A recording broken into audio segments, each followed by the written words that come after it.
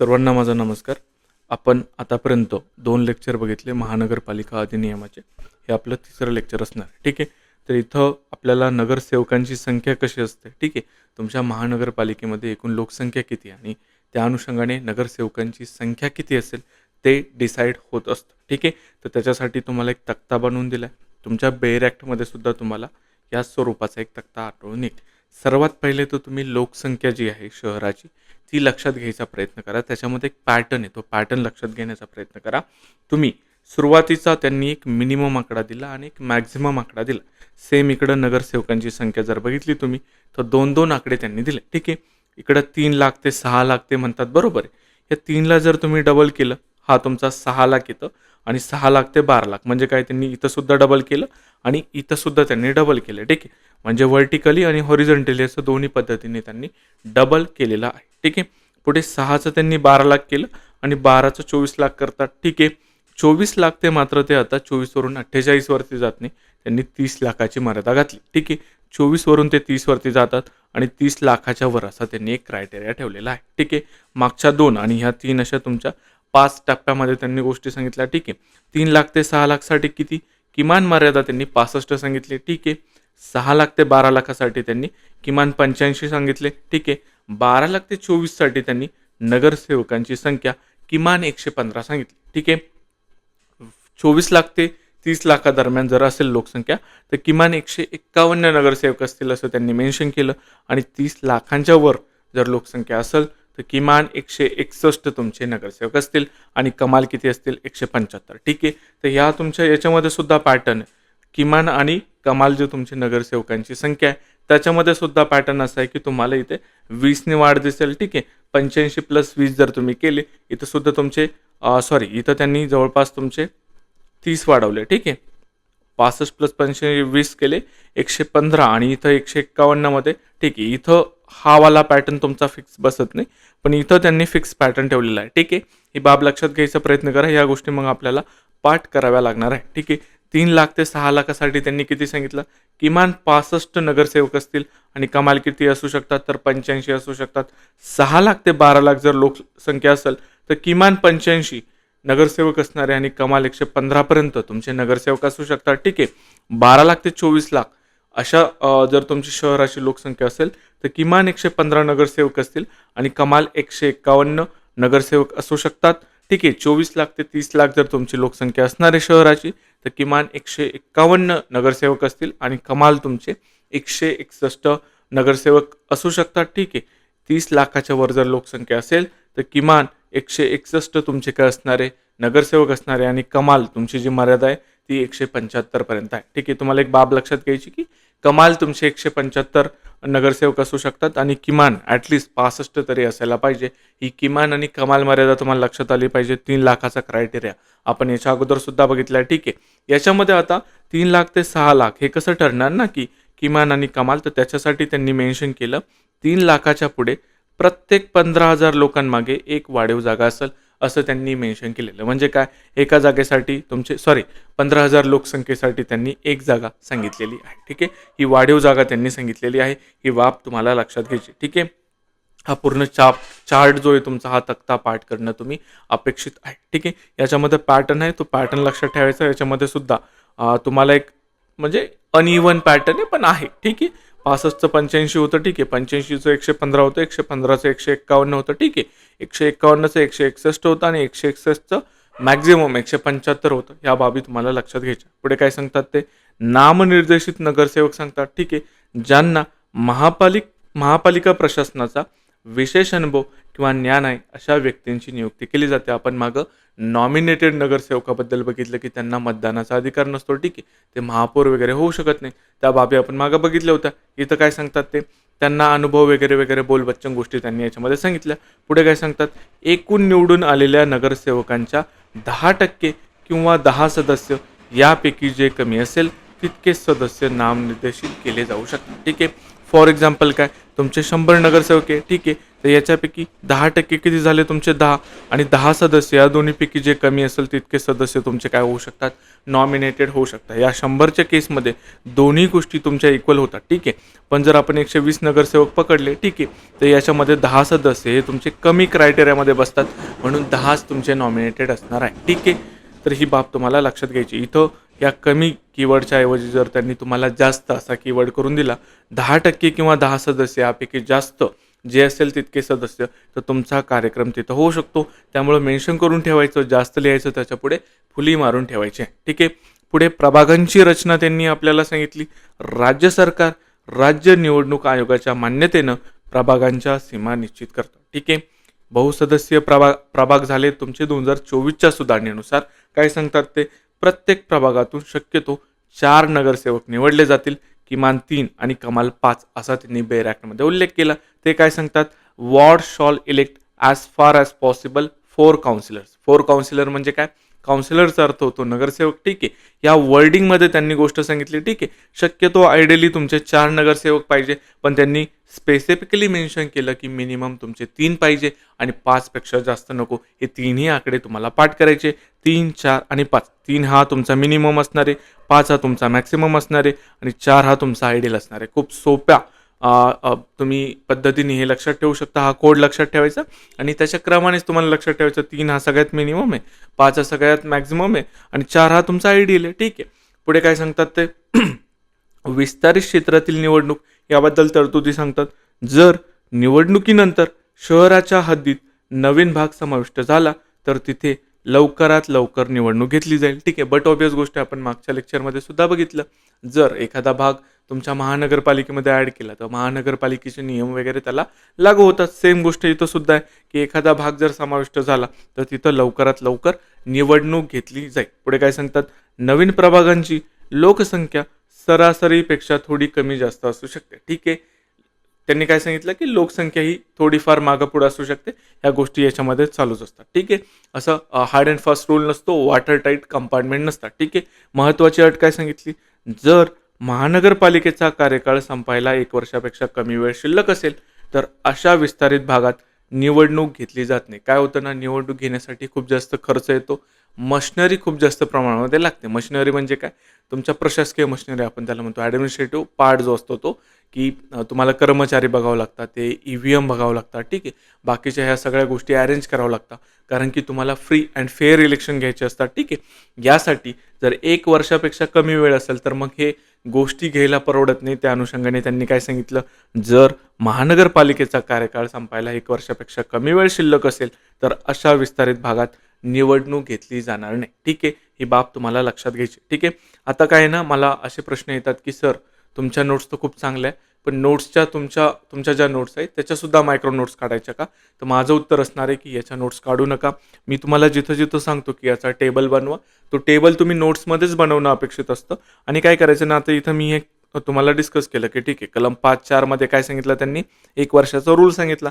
सर्वात महत्त्वाचा फॅक्ट तुमचा इथं हाच आहे. ठीक आहे. तर मग इथं या स्वरूपात लिहून ठेवायचं आणि शेवटी रिव्हिजन करताना तुम्ही फक्त ह्याच गोष्टी बघितल्या पाहिजे. ठीक आहे. पुढे काय, कलम 5 मध्ये काय सांगतात ते आरक्षण आरक्षण सांगतात. ठीक आहे. रिझर्वेशन ऑफ सीट्स त्यांनी सांगितलं. आरक्षण कोणाकोणाला भेटणार आहे, शेड्यूल कास्टला भेटणार आहे, शेड्यूल ट्राईबला भेटणार आहे आणि जे तुमचे OBC आणि महिला असे 4 प्रवर्ग त्यांनी याच्यामध्ये सांगितलंय. कास्टच्या बेसिसवरती 3 सांगितलं. ठीक आहे. SC ST आणि OBC आणि महिलांना त्यांनी सेपरेट आरक्षण सांगितलेलं आहे. ठीक आहे. काय सांगतात ते, शहराच्या एकूण लोकसंख्येत SC ST लोकसंख्येचे जे प्रमाण आहे त्याच प्रमाणात त्यांच्यासाठी जागा राखीव असतील. OBCचं जे आरक्षण आहे ते फिक्स आहे. ठीक आहे. 27% त्यांचं आरक्षण फिक्स आहे. पण SC STचं त्यांनी कसं सांगितलं, ठीक आहे, जेवढी लोकसंख्या आहे त्या लोकसंख्येच्या प्रमाणामध्ये आरक्षण पाहिजे. या 2 बाबी तुम्हाला याच्यामधला फरक समजला पाहिजे. ठीक आहे. SC STसाठी त्यांनी लोकसंख्येच्या प्रमाणामध्ये सांगितलंय, OBCसाठी मात्र त्यांनी 27%चा आकडा फिक्स केलेला आहे. ठीक आहे. पुढे काय सांगतात ते, या जे तुमचे SC STचं आरक्षण आहे त्याच्यामध्ये सुद्धा आरक्षण सांगतात. SC STसाठी राखीव असलेल्या एकूण जागांपैकी 50% जागा त्याच प्रवर्गातील महिलांसाठी राखीव असतील. ठीक आहे. SC ST तुम्ही कन्सिडर करा की SCला 10 सीट आहे, तर ह्या 10 पैकी तुमचे 5 सीट हे महिलांसाठी असतील. कोणत्या, SC महिलांसाठी हे 5 सीट राखीव असतील. ही बाब तुम्हाला लक्षात घ्यायची आहे. ठीक आहे. OBCचा आपण 27% तो रिझर्वेशन बघितलं. पुढे काय सांगतात ते, या ओबीसीमध्ये सुद्धा तुमच्या ज्या महिला आहेत तर त्यांना 50% रिझर्वेशन आहे. ठीक आहे. म्हणजे ओबीसीला 27% म्हणजे काय 100 पैकी 27 जागा जर ह्या तुमच्या ओबीसीसाठी असेल, ठीक आहे, तर मग हे किती होतं तुमचं 13 किंवा 14 सीट्स तुमची याच्यासाठी असणार आहे, महिलांसाठी राखीव असणार आहे. ही बाब तुम्हाला लक्षात घ्यायची आहे. ठीक आहे. पुढे काय सांगतात ते, एकूण मर्यादा त्यांनी सांगितली कशाला, रिझर्वेशनला. एससी, एसटी, ओबीसी कोणत्याही परिस्थितीमध्ये 50% वर जाणार नाही असं त्यांनी मेन्शन केलेलं आहे. ठीक आहे. ही बाब तुम्ही याच्या अगोदर सुद्धा वाचलेली असणार आहे. सुप्रीम कोर्टाने ही गाईडलाईन घातलेली. इथं मात्र त्यांनी कायद्यामध्येच ही बाब मेन्शन केलेली की एससी, एसटी आणि ओबीसी हे तिन्हींचं मिळून आरक्षण हे तुमचं 50% वर जाणार नाही. ठीक आहे. पुढे काय सांगतात ते, एकूण महिला आरक्षण, महापालिकेतील एकूण जागांपैकी 50% जागा महिलांसाठी राखीव असतील. ठीक आहे. यात एससी, एसटी, ओबीसी महिलांच्या जागांचाही समावेश होतो. ही बाब त्यांनी सांगितलेली. ठीक आहे. काय सांगतात ते, रोटेशन पद्धत सांगतात आरक्षणामध्ये.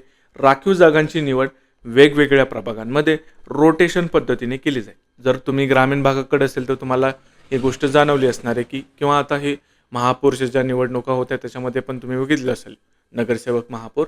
ग्रामीण भागामध्ये काय होतं की सरपंचाचं सीट हे तुमचं कास्टला सुटत असतं. ठीक आहे. आणि ते रोटेशननुसार असतं. ठीक आहे. ही बाब तुम्हाला कधी जर गावाकडे निवडणुकीला गेली असेल तर तुम्हाला ती जाणवली असणार आहे. ठीक आहे. याच्यामध्ये तुम्हाला 2 गोष्टींमध्ये फरक करायचा आहे. एससी, एसटी आणि ओबीसी याचं कंबाईन 50% आणि महिलांचं 50% आरक्षण, या दोन्हीमध्ये फरक आहे. ही बाब तुम्हाला लक्षात आली पाहिजे. ठीक आहे. पुढे त्यांनी कलम 5B मध्ये जातीचं प्रमाणपत्र आणि वैधता प्रमाणपत्र, कास्ट सर्टिफिकेट आणि कास्ट व्हॅलिडिटी बद्दल त्यांनी काही गोष्टी सांगितल्या. राखीव जागेवर निवडणूक लढवणाऱ्या उमेदवारानं नामनिर्देशन पत्रासोबत सक्षम प्राधिकाऱ्यानं दिलेलं जातीचं प्रमाणपत्र आणि वैधता प्रमाणपत्र जोडणं बंधनकारक आहे. ठीक आहे. उमेदवाराला नॉमिनेशन भरायचं आहे. ठीक आहे. त्याच्यासोबत त्याला काय करायचं, कास्ट सर्टिफिकेट द्यायचं आहे आणि त्याचं कास्ट व्हॅलिडिटी, या दोन्ही गोष्टी द्यायच्या आहे. हा सक्षम प्राधिकारी कोण आहे, जे हे तुमचे डॉक्युमेंट देतात ना, कास्ट सर्टिफिकेट आणि वैधता प्रमाणपत्र, त्यांना आपण सक्षम प्राधिकारी म्हणतो. ठीक आहे. माझ्या कास्ट सर्टिफिकेटवरती जो सक्षम प्राधिकारी त्याचं नाव सब डिव्हिजनल ऑफिसर असं मेन्शन त्यांनी केलेलं आहे. ठीक आहे. तुमच्या कास्ट सर्टिफिकेटवरती तुम्ही चेक करायचं. ठीक आहे. पुढे काय सांगतात ते, तात्पुरती सवलत सांगतात. जर उमेदवारानं पडताळणी समितीकडे अर्जाचा पुरावा जोडला असेल आणि हमीपत्र दिले असेल तर त्याला निवडणूक लढवता येते. मात्र निवडून आल्यापासून 12 महिन्याच्या आत वैधता प्रमाणपत्र सादर करणं आवश्यक आहे. ही ओळ तुमच्यासाठी खूप महत्त्वाची. इथून पुढे ती 4 ते 5 वेळेस तुमची रिपीट होणार आहे. ठीक आहे. काय सांगतात ते, निवडून आल्यापासून 12 महिन्याच्या आत वैधता प्रमाणपत्र सादर करणं आवश्यक आहे. हा 12 महिन्याचा कालावधी तुम्हाला लक्षात घ्यायचा आहे. जर 12 महिन्याच्या आत प्रमाणपत्र दिलं नाही तर त्याची निवड पूर्वलक्षी प्रभावाने रद्द केली जाते आणि तो नगरसेवक म्हणून अपात्र ठरतो. ठीक आहे. ही बाब तुम्हाला लक्षात घ्यायची. एखादा नगरसेवक निवडून आला, ठीक आहे, त्यांनी काय केलं, हे अंडरटेकिंग, हमीपत्र वगैरे जोडलं, ठीक आहे, निवडणूक तो लढला आणि जिंकला सुद्धा. पण जिंकून आल्यापासून, निवडून आल्यापासून 12 महिन्याच्या आत त्याला त्याचं वैधता प्रमाणपत्र सादर करणं आवश्यक आहे. नाहीतर काय होऊ शकतं, जर त्यांनी 12 महिन्याच्या आत ते प्रमाणपत्र जर सादर केलं नाही तर पूर्वलक्षी प्रभावाने त्याची निवडणूक रद्द केली जाणार आहे आणि तो नगरसेवक म्हणून अपात्र ठरवला जातो. ही बाब तुम्हाला लक्षात घ्यायची आहे. 12 लिहायचं, 12M जर लिहिलं तर जास्त बेटर होईल आणि त्याच्या पुढे तुम्ही कॅन्सल असं लिहायचं. ठीक आहे. हे पूर्ण, हे जेवढ्या तुमच्या 4 ओळी तेवढ्या सगळ्या तुमच्या 2 कीवर्डमध्ये बसतात. ठीक आहे. पुढे कलम 6 मध्ये काय सांगतात ते, महानगरपालिकेचा कार्यकाळ त्यांनी सांगितला. महानगरपालिकेचा कार्यकाळ तिच्या पहिल्या सभेच्या तारखेपासून 5 वर्ष असेल. निवडणूक तुम्ही जिंकला किंवा निवडणुकीच्या तारखेपासून 5 वर्ष ते काउंट करत नाही. ज्या दिवशी तुमची पहिली सभा होते, तुमची म्हणजे महानगरपालिकेची ज्या दिवशी पहिली सभा होते त्या तारखेपासून ते 5 वर्ष काउंट करतात. ही बाब तुम्हाला लक्षात घ्यायची. ठीक आहे.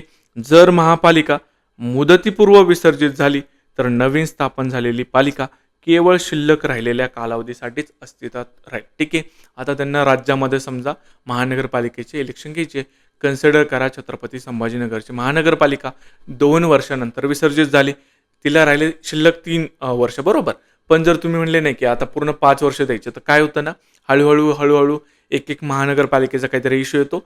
कंटिन्युअसली तुमची जी मशिनरी आहे, जी तुमची राज्य निवडणूक आयोग आहे किंवा मग जे पण तुमची इलेक्शन कंडक्टिंग बॉडी आहे, तर त्यांना सतत हे इलेक्शन घेण्यामध्येच त्यांचा पूर्ण वेळ जाईल आणि फायनान्शियली आणि प्रशासकीय बाबीसुद्धा त्या बाबीमध्ये सुद्धा ह्या गोष्टी तुमच्या पॉसिबल नसतात. त्याच्यामुळे त्यांनी ह्या अशा अटी त्याच्यामध्ये घातलेल्या आहेत. ठीक आहे. काय सांगतात ते, मुदतीपूर्व जर विसर्जित झाली तर नवीन स्थापन झालेली पालिका केवळ शिल्लक राहिलेल्या कालावधीसाठीच अस्तित्वात राहील. 2 वर्षानंतर जर छत्रपती संभाजीनगरची महानगरपालिका विसर्जित झाली तर केवळ ती पुढचे जे 3 वर्ष शिल्लक आहे त्याच्यासाठीच ते अस्तित्वात राहील.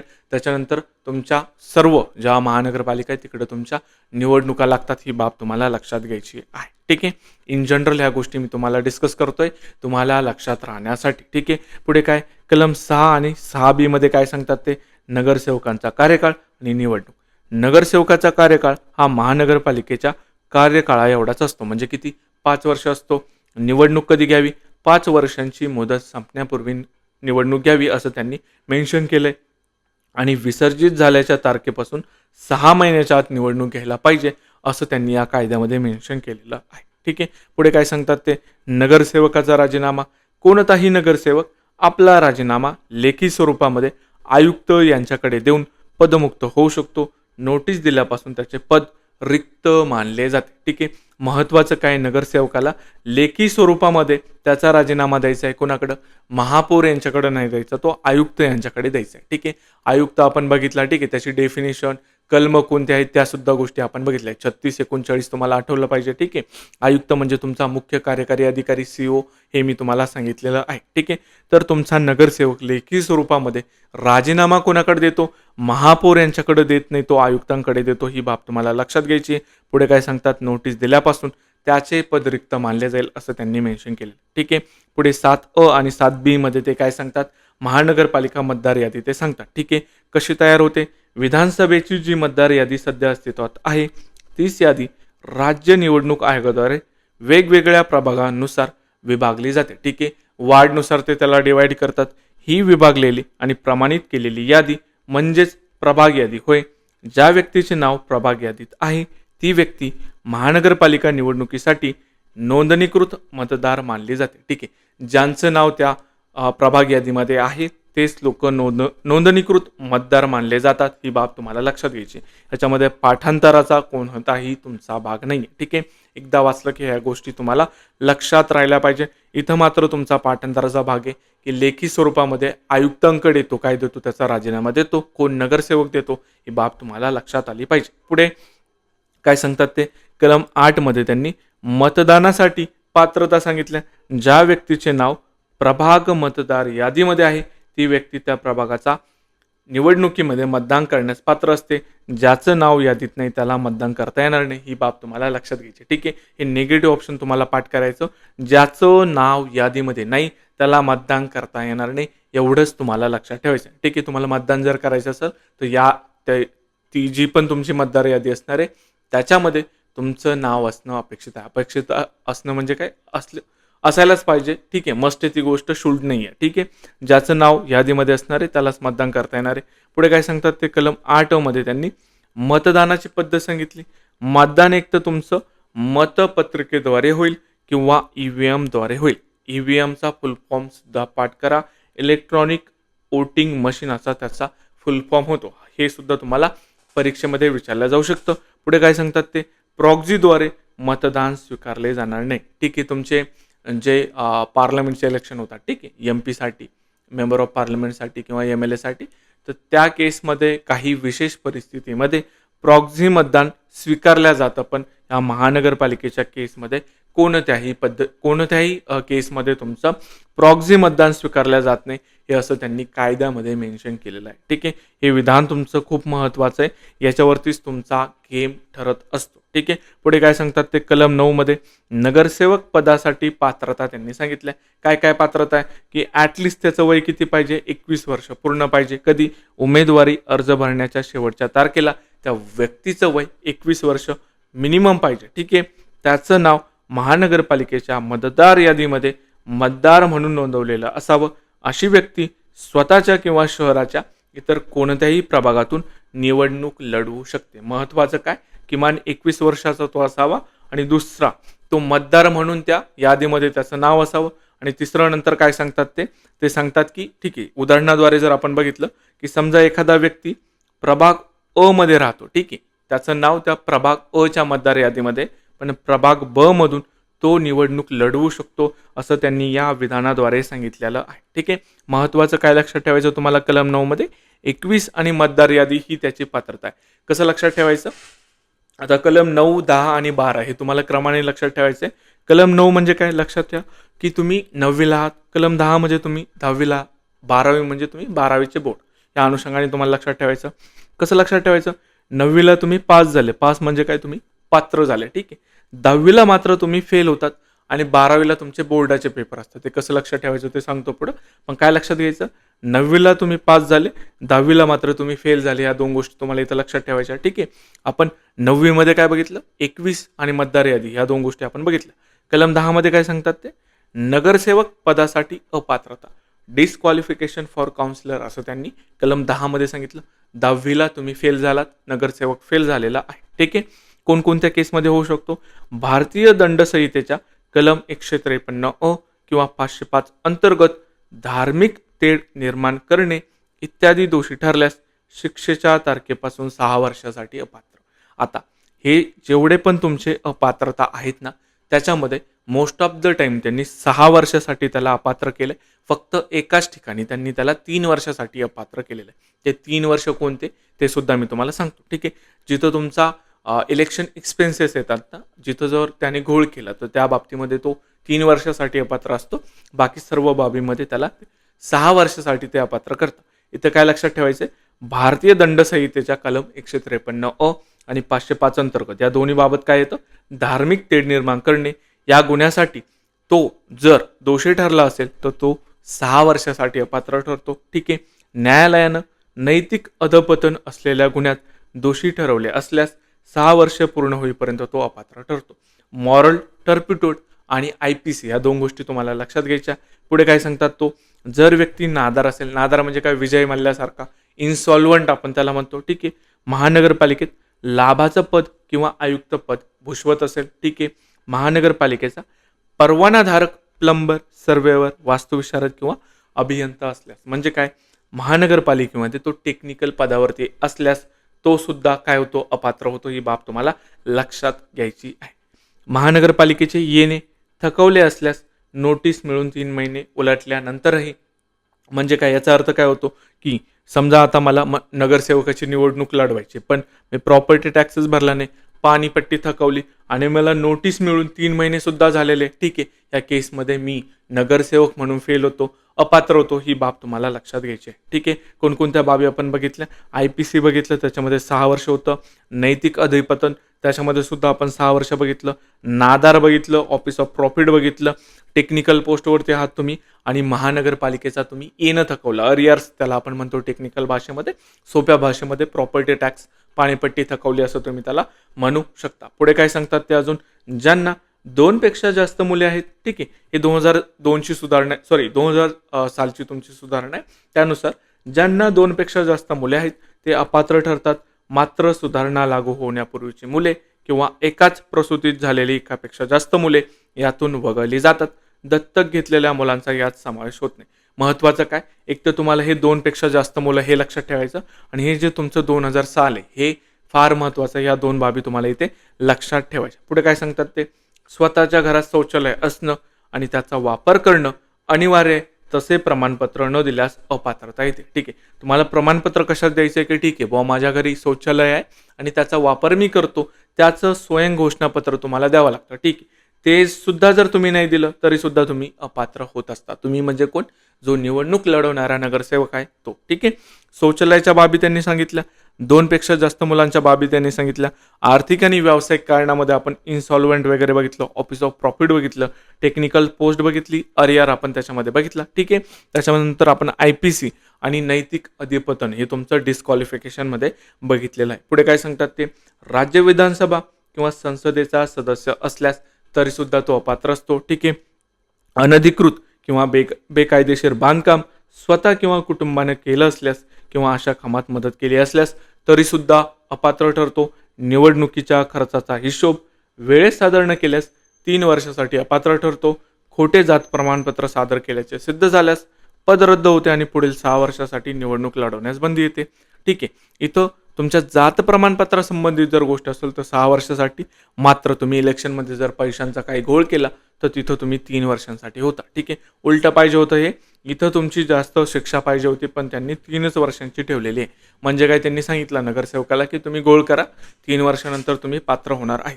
ठीक आहे. हे तुम्हाला लक्षात राहण्यासाठी सांगत आहे. ठीक आहे. पुढे काय सांगतात ते, महापौर किंवा उपमहापौर पदावर असताना गैरवर्तन केले असल्यास राज्य सरकार 6 वर्षांसाठी अपात्र ठरवू शकते. मी तुम्हाला सांगितलं होतं सुरुवातीलाच की फक्त एकाच ठिकाणी त्यांनी 3 वर्ष सांगितलं. बाकी IPC, मॉरल टर्पिट्यूड, कास्टचा फ्रॉड असेल, मिसकंडक्ट, हे मिसकंडक्ट तुमचं हे महापौर किंवा उपमहापौर पदावर असताना गैरवर्तन केले असल्यास. ठीक आहे. कोण ठरवतं? अपात्र राज्य सरकार ठरवतं. ही बाब तुम्हाला लक्षात घ्यायचं. हा असा टेबल तुम्हाला बनवायचा आहे. ठीक आहे. एकदा रिव्हिजन करून घ्या. हा टेबल पूर्णपणे रिवाइज करून घ्या.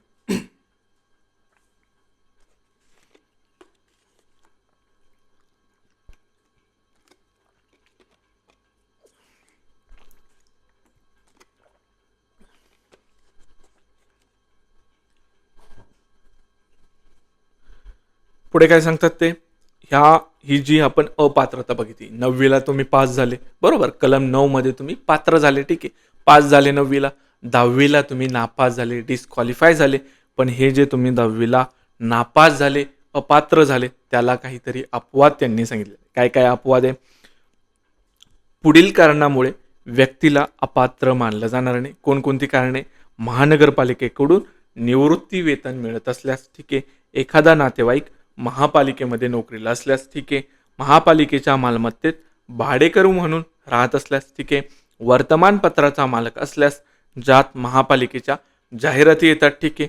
महापालिकेकडून वर्षाला 2,000 रुपयांपेक्षा कमी किमतीचा माल विकत घेतला असल्यास किंवा 500 रुपयांपर्यंत भाड्याने वस्तू घेतली असल्यास. ठीक आहे. याच्यात सर्वात महत्त्वाचा मुद्दा हा तुमचा शेवटचा असणार आहे. आणि 3rd नंबरचा वर्तमानपत्राचा मालक असल्यास. बाकी ह्या तुमच्या लॉजिकल गोष्टी, ह्या 2 गोष्टी तुम्हाला थोड्याशा खटकू शकतात. याच्यावरती तुम्हाला जास्त एम्फसाइज करायचं आहे. ठीक आहे. मला माहीत नाही, पण लोकमत हा जो न्यूजपेपर आहे तो दर्डा ग्रुपचा आहे. ठीक आहे. राजेंद्र दर्डा वगैरे त्यांचा आहे. मला आता एक्झॅक्टली माहीत नाही की कधी त्यांनी नगरसेवक म्हणून ही निवडणूक लढवली का नाही म्हणून, पण त्यांच्या केसमध्ये हे तुमचं लागू शकतं. ठीक आहे. वर्तमानपत्राचा मालक असल्यास, ज्यात महापालिकेच्या जाहिराती येतात, त्या अनुषंगाने तुम्ही अपात्र ठरत नाही. ठीक आहे. हे तुम्हाला ह्या 2 गोष्टी मात्र लक्षात ठेवायच्या आहे. ठीक आहे. पुढे काय सांगतात ते, कलम 9 मध्ये काय बघितलं आपण, 9वी मध्ये पास होतो, 10वी मध्ये नापास होतो. ठीक आहे. कलम 11 काय सांगतं, नगरसेवक म्हणून राहण्यास असमर्थ, डिसॅबिलिटीज त्यांनी सांगितल्या. जर तो कलम 10 मध्ये दिलेल्या कोणत्याही कारणानं अपात्र ठरला असेल, जर तो महानगरपालिकेच्या मंजुरीशिवाय किंवा आजारपणाचं सबळ कारण नसताना सलग 3 महिने सभेला गैरहजर राहिला असेल. ठीक आहे. आता काय की तुम्ही नगरसेवक झाला, पण तुम्ही दांड्या मारता. दांड्या तुम्ही 2 पद्धतीनं मारू शकता. एक मंजुरी शिवाय, एक मंजुरी घेऊन, आणि एक तुम्ही विदाऊट परमिशन घेऊन. ठीक आहे. जर तुम्ही परमिशन घेऊन जर दांड्या मारल्या तर तुम्ही 3 महिन्यासाठी तुम्ही जर विदाऊट परमिशन जर दांड्या मारल्या 3 महिने सलग, तर तुम्ही अपात्र ठरता. तुम्ही काय ठरतात? असमर्थ ठरता. कशासाठी? नगरसेवक म्हणून राहण्यासाठी तुम्ही असमर्थ ठरता. कधी? जर तुम्ही परमिशन न घेता 3 महिने सलग दांड्या मारल्या कोणी नगरसेवकाने, तर तुम्ही असमर्थ ठरत असतात. कशासाठी? नगरसेवक राहण्यासाठी. पुढे काय सांगतात ते, जर तुम्ही परमिशन जरी घेतली, पण तुम्ही जर 6 महिने दांड्या मारल्या तरी सुद्धा, म्हणजे काय, परमिशन असो किंवा नसो, मंजुरी असो किंवा नसो, सलग 6 महिने सभेला उपस्थित राहू शकला नाही, तर तुम्ही काय होता? तुम्ही असमर्थ होता. नगरसेवक राहण्यासाठी तुम्ही असमर्थ होता. ही बाब त्यांनी सांगितली. 3 आणि 6 मधला तुम्हाला फरक लक्षात आला पाहिजे. एका ठिकाणी परमिशनसह तुम्ही दांडी मारताय आणि एका ठिकाणी तुम्ही विदाऊट परमिशन दांडी मारताय. ही बाब तुम्हाला लक्षात घ्यायची. ठीक आहे. जिथं तुम्ही परमिशन घेऊन दांडी मारताय तिथं तुम्हाला कालावधी त्यांनी वाढवून दिलेला आहे. ठीक आहे. 6 महिन्यापर्यंतचा त्यांनी कालावधी दिलेला आहे. पुढे काय सांगतात ते, जर तो अशा एखाद्या विषयावर चर्चा किंवा मतदानामध्ये भाग घेतो ज्यामध्ये त्याचा स्वतःचा किंवा त्याच्या भागीदाराचा आर्थिक फायदा हितसंबंध गुंतलेला आहे, तरी सुद्धा तो नगरसेवक म्हणून असमर्थ होतो. ठीक आहे. नगरसेवक म्हणून राहायला तो असमर्थ होतो. ठीक आहे. कायद्याची भाषा एवढी किचकट आहे की बोलताना खूप अडखळतो माणूस. ठीक आहे. ही बाब तुम्हाला लक्षात घ्यायची. 3, 6 आणि सेल्फ हा कोड तुम्हाला इथे लक्षात घ्यायचा आहे. 3 केव्हा येतं तुमचं? जेव्हा तुम्ही विदाऊट परमिशन दांडी मारता तेव्हा तुमचा 3 महिन्याचा कालावधी येतो. 6 महिने कधी येतं? तुम्ही परमिशन घेतली असो किंवा नसो, त्या केसमध्ये तुमचा 6 महिन्यांचा पिरियड येतो. आणि सेल्फ म्हणजे काय? स्वहित संबंध जिथं तुमचे येतात त्या केसमध्ये सुद्धा तुम्ही असमर्थ होत असता. कशासाठी? नगरसेवक म्हणून राहण्यासाठी. ठीक आहे. कलम 12 मध्ये मी तुम्हाला सांगितलं 9वी मध्ये तुम्ही पास होता, 10वी मध्ये तुम्ही फेल होता आणि 12वीचे तुमचे बोर्ड. ठीक आहे. 12वीचा तुमचा जो निकाल असतो तो बोर्ड देतो. ठीक आहे. कोणता पण बोर्ड असू द्या, एक तर राज्य सरकारचा बोर्ड असतो किंवा मग तुमचा CBSE बोर्ड आहे. ठीक आहे. तर कलम 12 मध्ये तुमचा निकाल कोण देणार आहे? अपात्रतेचा निर्णय घेण्याचा अधिकार कोणाकडे? तो न्यायाधीशांकडे आहे. ही बाब तुम्हाला लक्षात घ्यायची आहे. ह्या केसमध्ये 12वी निकालामध्ये तुमचा बोर्ड येतो, पण इथं कलम 12 मध्ये तुमचा जज येतो. ही गोष्ट तुम्हाला लक्षात घ्यायची आहे. जर एखाद्या नगरसेवकाच्या पात्रतेबद्दल वाद किंवा शंका निर्माण झाली तर तो नगरसेवक स्वतः किंवा दुसरा कोणताही नगरसेवक हे प्रकरण न्यायाधीशांकडे नेऊ शकतो. ठीक आहे. जोपर्यंत न्यायाधीश या प्रकरणाची चौकशी करून आपला निर्णय देत नाहीत तोपर्यंत तो नगरसेवक अपात्र मानला जात नाही. काय म्हणतात ना ते एक कायद्याच्या भाषेमध्ये खूप भारी फ्रेज आहे, इनोसंट अंटिल प्रूव्हन गिल्टी. ठीक आहे. जोपर्यंत प्रूव्ह होत नाही तोपर्यंत तुम्ही इनोसंट आहात.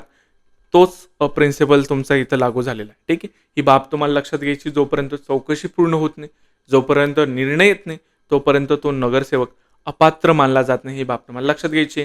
निर्णय कोण घेणार आहे? तुमचा न्यायाधीश घेणार आहे. कशाचा? अपात्रतेचा. कलम 12 मध्ये 12वीचा निकाल हा तुमचा बोर्ड देतो. इथं 12चा निकाल हा तुमचा कोण देणार आहे? जज देणार. ही बाब तुम्हाला लक्षात घ्यायची. ठीक आहे. आयुक्त देत नाही किंवा राज्य सरकार सुद्धा अपात्रतेचा निर्णय देत नाही. ही बाब तुम्हाला लक्षात घ्यायची. ठीक आहे. इथं आपण 9वी पास झालो, 10वी फेल झाला, 12वीचा निकाल कोण दिला? न्यायाधीशाने दिला. हे 3 कलम आपण इथं पाठ केलेला आहे. ठीक आहे. पुढे काय सांगतात ते? कलम 13 मध्ये नगरसेवकाला पदावरून काढून टाकणे, रिमूव्हल फ्रॉम ऑफिस. जर नगरसेवक कर्तव्यात कसूर किंवा गैरवर्तणुकीसाठी दोषी आढळला तर राज्य सरकार त्याला पदावरून काढून टाकू शकते. ठीक आहे.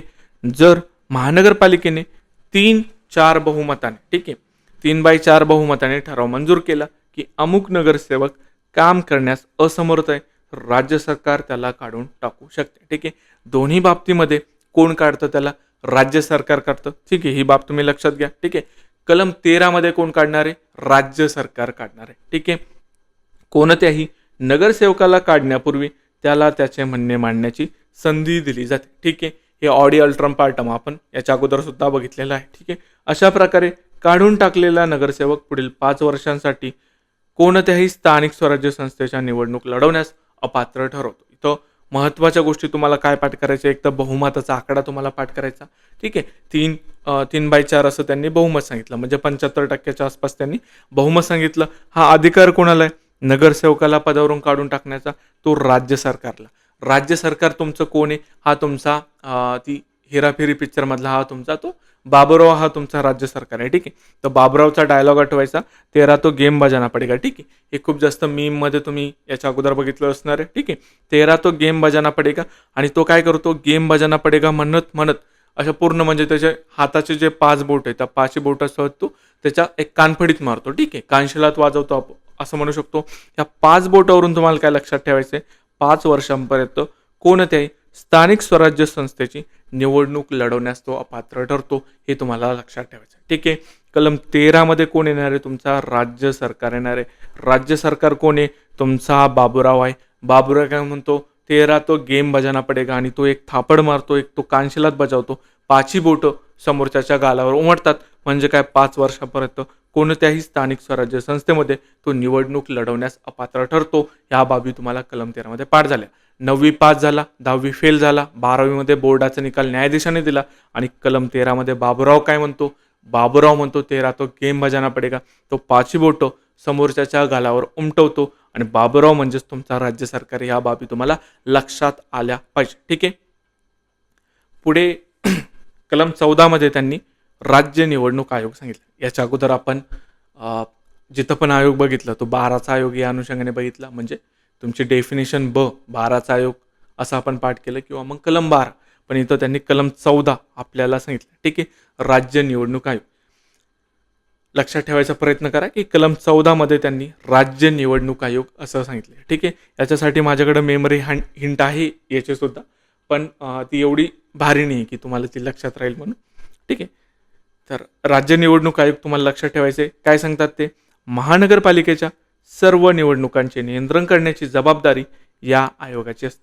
मतदार याद्या तयार करणं, निवडणुकांचं आयोजन, संचलन व नियंत्रण करणं हे सर्व अधिकार राज्य निवडणूक आयुक्तांकडे असतात. आयुक्त आपले अधिकार उपजिल्हाधिकारी किंवा सहाय्यक महानगरपालिका आयुक्त दर्जाच्या अधिकाऱ्याला सोपवू शकतात. ठीक आहे. हा जो आयुक्त आहे हा आयुक्त तुमचा राज्य निवडणूक आयुक्त आहे. ठीक आहे. महानगरपालिकेचा आयुक्त आणि या राज्य निवडणूक आयुक्तामध्ये तुम्हाला फरक करता आला पाहिजे, याच्यामध्ये कन्फ्यूज तुम्ही होता कामे नाही. ठीक आहे. पुढे काय सांगतात, मुक्त आणि न्याय वातावरणामध्ये निवडणुका पार पाडण्यासाठी आयोग विशेष आदेश देऊ शकतो. बोलवच्चन गोष्टी त्यांनी याच्यामध्ये सांगितल्या. महत्त्वाचं काय, कलम 14 मध्ये तुमचा राज्य निवडणूक आयोग येतो, ही बाब तुम्हाला लक्षात ठेवायची आहे. पुढे काय सांगतात ते, कलम 14 मध्ये त्यांनी तोतयागिरी रोखण्यासाठी अधिकार सांगितले. मतदानाच्या वेळी दुसऱ्याच्या नावाने मतदान होऊ नये म्हणून आयोग कडक नियम करू शकतो. मतदारांना मतदानाच्या वेळी फोटो ओळखपत्र दाखवण्याची सक्ती करण्याचा अधिकार आयोगाला आहे. ठीक आहे. ह्या गोष्टी सुद्धा तुमच्या खास काही याच्यामध्ये असा फॅक्च्युअल गोष्टी नाही, पाठांतराचा भाग नाही. ठीक आहे. जनरल रिडिंगचा हा तुमचा भाग आहे. ह्या गोष्टी वाचल्यानंतर तुम्हाला लक्षात आल्या पाहिजे. कलम 15 मध्ये काय सांगतात ते, आकस्मिक रिक्त जागा भरणं, कॅज्युअल व्हॅकन्सीज त्यांनी सांगितली. जर मृत्यू, राजीनामा किंवा अपात्रतेमुळे नगरसेवकाची जागा रिक्त झाली तर ती जागा भरण्यासाठी पोटनिवडणूक घेतली जाते. नवीन निवडून आलेला नगरसेवक केवळ मूळ नगरसेवकाच्या शिल्लक राहिलेल्या कालावधीसाठीच पदावर राहतो. ही बाब आपण वारंवार बघितली. ठीक आहे. जेवढा पिरियड आता बाकी तेवढ्याच पिरियडसाठी तो त्या याच्यावरती असणार आहे. ही बाब तुम्हाला मी याच्या अगोदर सुद्धा सांगितलेली आहे. ठीक आहे. पुढे काय सांगतात ते, जर महानगरपालिकेची सार्वत्रिक निवडणूक येत्या 6 महिन्यात होणार असेल तर अशी पोटनिवडणूक घेण्याची गरज नसते. ही बाब सुद्धा आपण याच्या अगोदर बघितलेली आहे. ठीक आहे. कलम 16 मध्ये काय सांगतात ते, निवडणूक याचिकेबद्दल सांगतात, इलेक्शन पिटिशनबद्दल सांगतात. ठीक आहे. काय सांगतात ते, निवडणुकीच्या निकालावर किंवा उमेदवाराच्या पात्रतेवर आक्षेप घ्यायचा असेल तर या कलमांतर्गत दाद मागता येते. आक्षेप कोण घेऊ शकतो, ज्या व्यक्तीचे नाव महानगरपालिका मतदार यादीमध्ये आहे अशी कोणतीही व्यक्ती. ठीक आहे.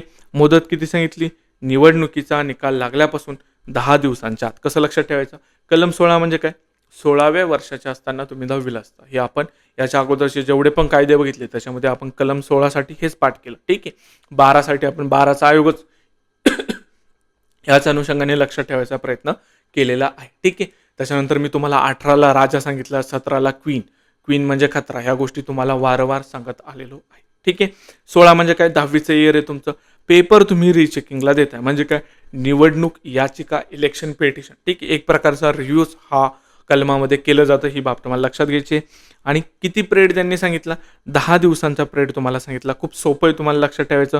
10वीचं वर्ष आहे, तुम्ही 10वीचे पेपर रिचेक करताय, या अनुषंगाने तुम्ही याला लक्षात ठेवू शकता. कलम 16 आणि हा 10 दिवसांचा पिरियड, या दोन्ही गोष्टी तुम्हाला लक्षात राहणार आहे. ठीक आहे. कोणाकडे अर्ज करायचा, संबंधित शहराच्या न्यायाधीशाकडे अर्ज करणे आवश्यक आहे. आता न्यायाधीशाची डेफिनेशन जाऊन बघायची. कशामध्ये, तुम्हाला कलम 2 मध्ये डेफिनेशन मी तुम्हाला सांगितलं त्याच्यामध्ये जाऊन न्यायाधीशाची डेफिनेशन बघायची. पुणेसाठी आपण एक बघितली होती आणि इतर महानगरपालिकांसाठी आपण सुद्धा डेफिनेशन बघितलेली होती. आठवत्या का त्या, स्मॉल कॉज कोर्ट आठवतं का तुम्हाला, पुणे महानगरपालिका आठवती का, या गोष्टी तुम्हाला आठवायला पाहिजे. पुढे काय सांगतात ते, आक्षेपाची कारणे सांगतात. उमेदवारी अर्ज चुकीच्या पद्धतीने नाकारला जाणं, मतांची मोजणी चुकीच्या पद्धतीनं होणं, निवडणुकीत मोठी अनियमितता असणं, उमेदवारांना भ्रष्ट आचरण केलं असणं. ठीक आहे.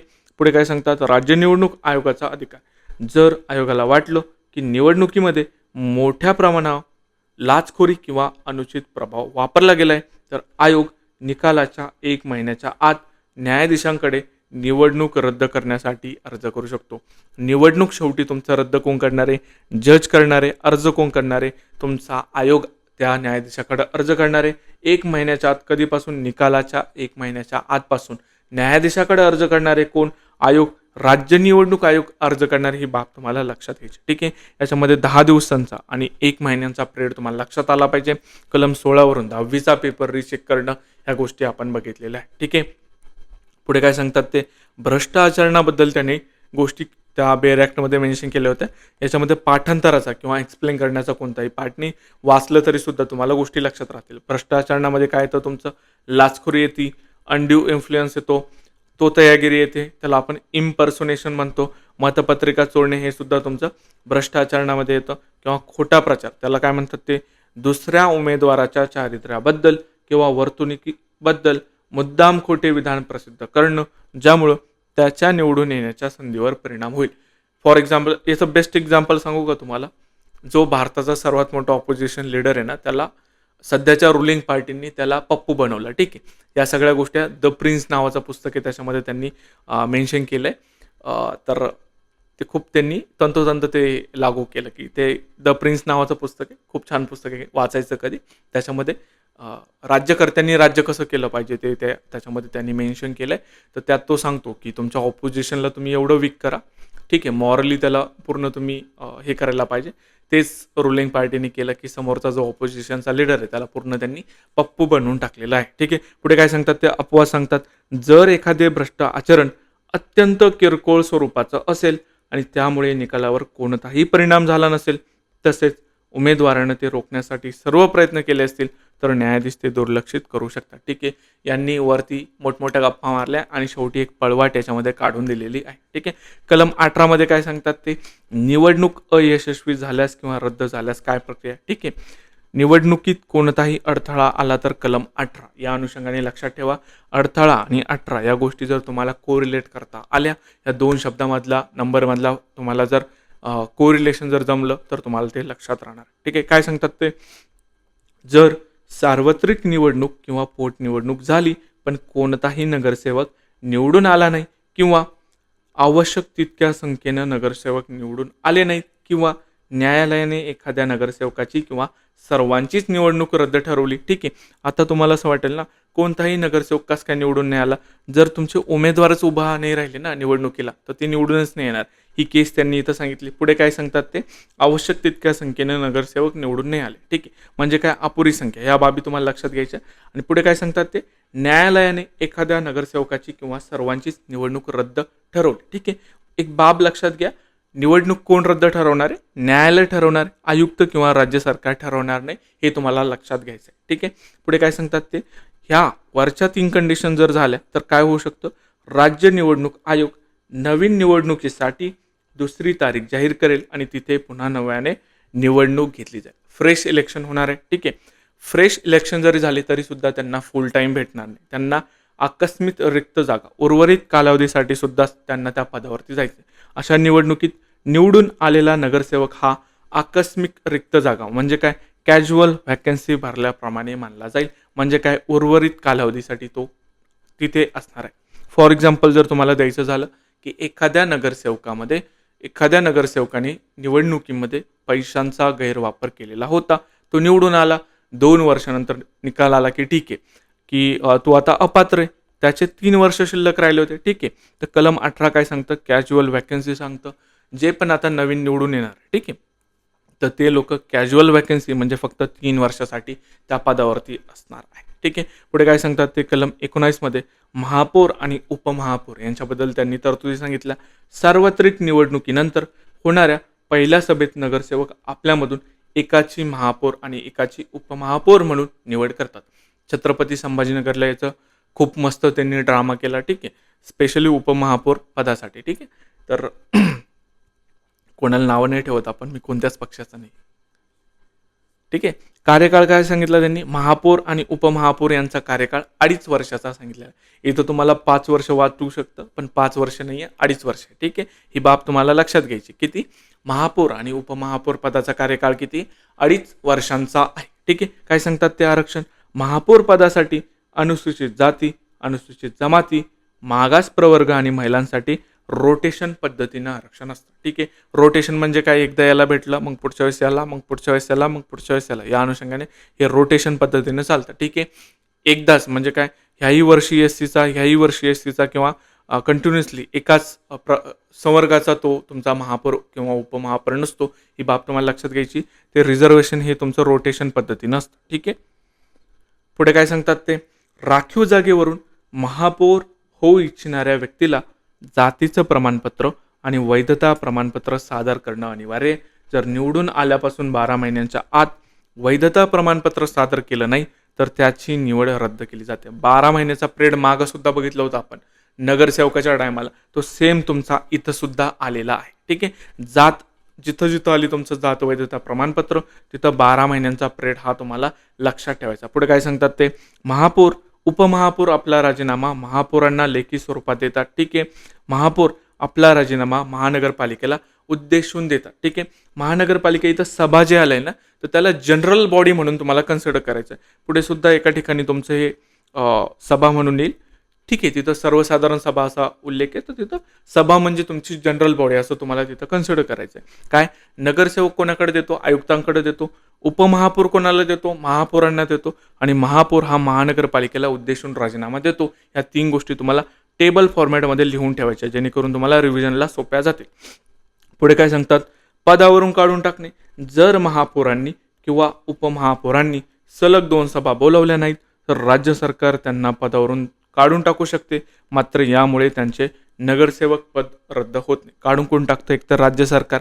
किती सभा त्यांनी सांगितलं, सलग 2 सभा जर नाही बोलवल्या, ठीक आहे, पण तुम्ही महापौर आणि उपमहापौर जरी काढून टाकलं तर यामुळे तुमचं नगरसेवक पद रद्द होत नाही असं त्यांनी मेन्शन केलेलं आहे. ठीक आहे. पुढे काय सांगतात ते, 19IA मध्ये त्यांनी लीडर ऑफ द हाऊस सांगितलं. ठीक आहे. आणि 19IA मध्ये त्यांनी लीडर ऑफ ऑपोजिशन सांगितलं. हा ऑपोजिशन काय करतो, अडथळा निर्माण करतो. ठीक आहे, रुलिंग पार्टीला, म्हणून त्यांनी एक ए जास्त ॲड इथे केलेला आहे. तुम्हाला लक्षात राहण्यासाठी सांगत आहे. पुढे काय सांगतात ते, सभागृह नेता कसा निवडला जातो, महानगरपालिकेत ज्या पक्षाचे सर्वाधिक नगरसेवक निवडून आले त्या पक्षाच्या नेत्याला महापौर सभागृह नेता म्हणून मान्यता देतो.